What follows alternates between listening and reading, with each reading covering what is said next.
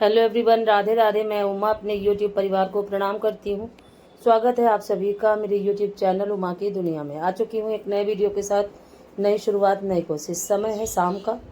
कपड़े फैलाने में लगी हुई थी क्योंकि दोपहर से कपड़े धुले हुए रखे थे।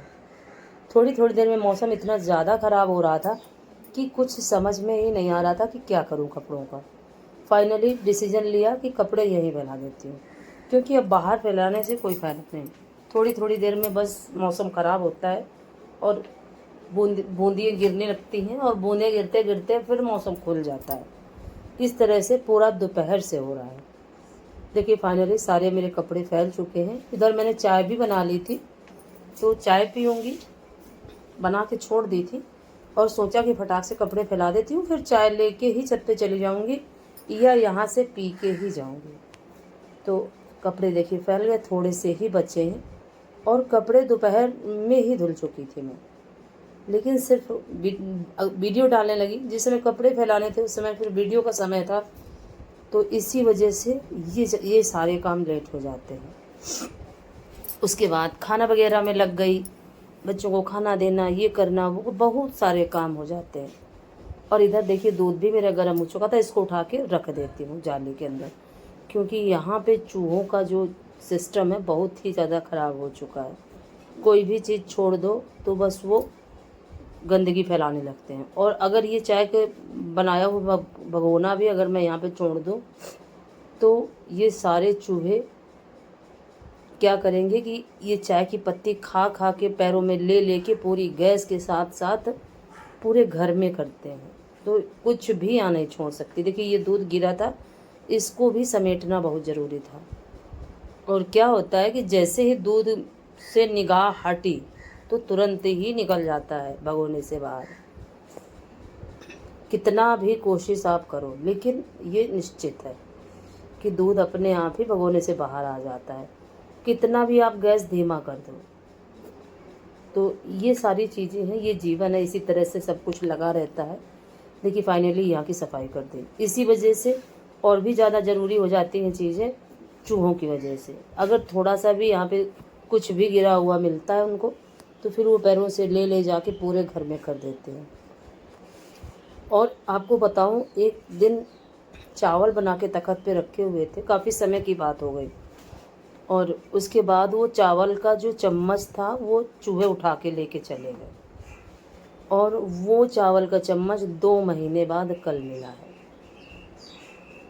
और छेद से अपने निकाल के और बाहर फेंक दिया, क्योंकि वो छेद में ले नहीं जा सकते थे, तो उसको फेंक दिया इस तरह से। और तख्त के पास से लेके गए और सबसे लास्ट जहाँ से हमारी रसोई ख़त्म होती वहाँ ले जाके डाला। और फिर देखिए मैं छत पे आ चुकी थी। मौसम काफ़ी ख़राब ही था, अच्छा नहीं था, लेकिन देखिए घास कितनी ज़्यादा हो चुकी है फिर से। और मुझे लग रहा था कि जैसे कि नाले में कूड़ा फंसा हुआ है, पर कुछ भी नहीं था। तो फिर यहीं से मैंने एक लकड़ी लेके और साफ़ करने की कोशिश करी, लेकिन कुछ भी नहीं था, क्योंकि ये छत में फिर पानी के साथ काफ़ी कूड़ा जाता है और पाइप कहीं फंस न जाए पाइप में कूड़ा, इसीलिए जाली लगवाई। और इस जाली की वजह से अगर जाली में थोड़ा सा भी कूड़ा रहता है तो फिर पानी नहीं निकलता। तो बारिश से पहले ये चीज़ देखनी काफ़ी ज़रूरी हो जाती है। और फिर देखिए पौधे कितने बड़े बड़े हो चुके हैं, बहुत ज़्यादा बड़े बड़े मेरे पौधे हो चुके थे। छत पे आई तो जो छत पे आने का सबसे पहला जो काम होता है वो होता है यहाँ की सफाई, क्योंकि बहुत सारी पत्तियाँ, लकड़ियाँ और नीम के बीज वगैरह बहुत सारा कूड़ा यहाँ डेली ही गिरता है। तो यहाँ की सफाई कर देती हूँ। अगर आज का वीडियो आपको अच्छा लगे तो वीडियो को लाइक करिए, चैनल को सब्सक्राइब करिए, बेल को ज़रूर प्रेस करिए। एक प्यारी से कमेंट के साथ अपना प्यार आशीर्वाद मुझे ज़रूर दें। और ये बांस के कुछ टुकड़े रखे हुए थे, तो इनको मुझे सही से रखना था, क्योंकि डर लगता है कहीं ऊपर ही ना गिर जाए। और इस समय हवा बहुत ज़्यादा तेज़ चलती है। और अब बारी थी इन सारे पौधों को थोड़ा थोड़ा करके निकाल के, और अब मुझे इनको लगाना था दूसरे गमलों में। देखिए ये पौधे हैं, कुछ लाल गेंदा के हैं और कुछ पीले गेंदा के हैं। और इतनी ज़्यादा गमलों में घास है कि कुछ समझ में ही नहीं आता कि कौन सा पौधा लगा हुआ है। और मुझे लग रहा था कि इस गमले में शायद ड्रेनेज होल नहीं है।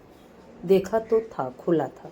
और कभी कभी ऐसा हो जाता है कि ड्रेनेज होल अगर बंद हो जाते हैं तो फिर पौधों के गमलों में पानी भरा रहता है, तो पौधों की काफ़ी देख रेख, काफ़ी तरीके से बारिश में पौधों को नुकसान होता है। अगर गुड़ाई ना करो तो पानी भरा रहता है, अगर ये खरपतवार ना निकालो तो पेड़ पौधे ख़त्म हो जाते हैं और खरपतवार बना रहता है।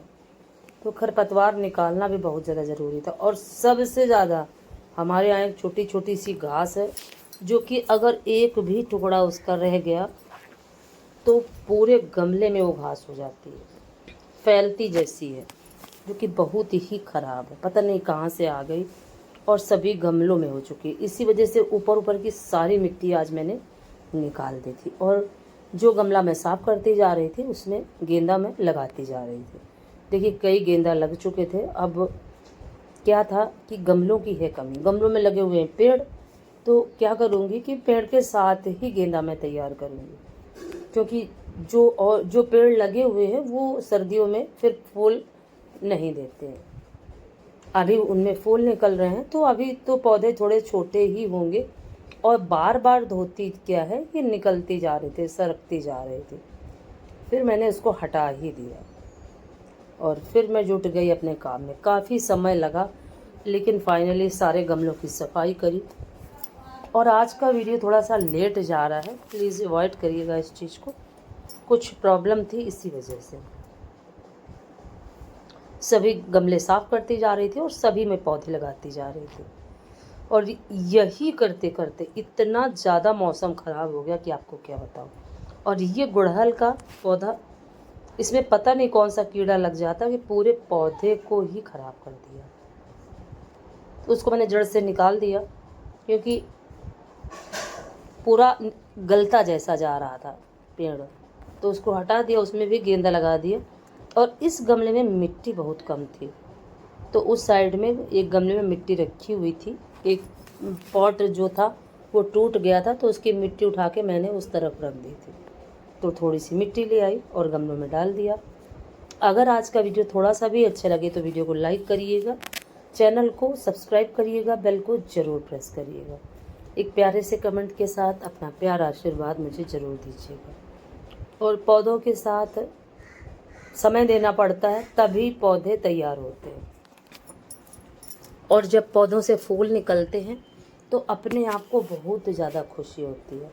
और इस समय मेरे लाल कनेर में रोज़ दो तीन करके फूल निकलने लगे हैं, क्योंकि नया पौधा है तो अभी ज़्यादा नहीं निकलते, नहीं तो सभी टहनियों में निकलेंगे।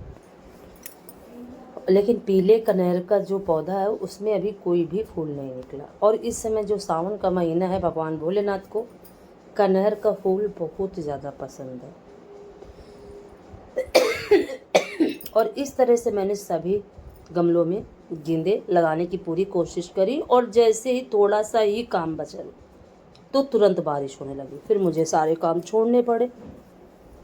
और इस समय थोड़ा सा गले में दिक्कत हो रही है, टॉन्सिल की दिक्कत हो चुकी है। और ये दिक्कत मुझे पहले भी हुई थी, और जैसे जैसे एलर्जी कम होती जा रही थी वैसे वैसे जो पुरानी दिक्कतें थी वो फिर से आ रही थी।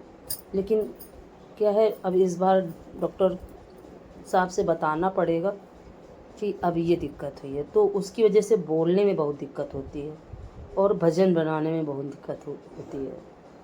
लेकिन कोई बात नहीं, जब इतनी बड़ी दिक्कत ख़त्म हुई है तो ये भी ख़त्म होगा।